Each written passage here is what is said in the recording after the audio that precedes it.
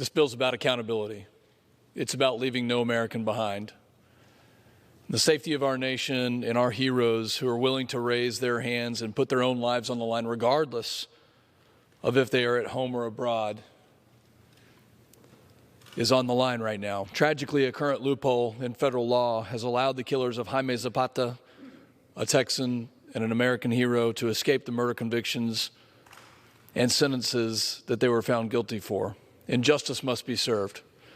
In 2011, as you've heard the details already, but to reiterate that 2 ICE agents, Jaime Zapata as well as Victor Avila, were deployed to Mexico to curb human and drug trafficking to our southern border.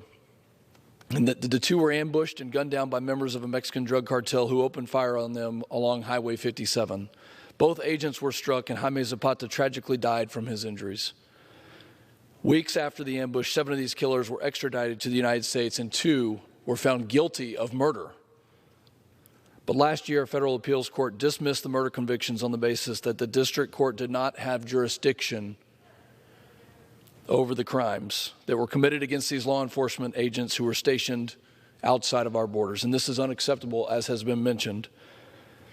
Anyone who attacks a U.S. federal agent who is protecting our country, whether at home or abroad, must be held accountable and must be brought to justice.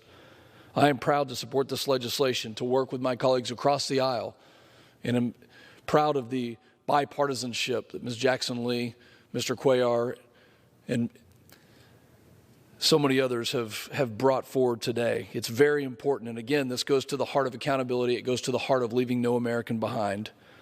I appreciate also the leadership of Senators John Cornyn and Chris Coons on this very important initiative. Our country's heroes deserve to know that those of us in Congress, in a bipartisan way, will hold those to account who break the law. It's so important for us to stand by law enforcement, especially those who are willing to give it their all outside of our borders. And with that, I yield back. Gentleman yields back.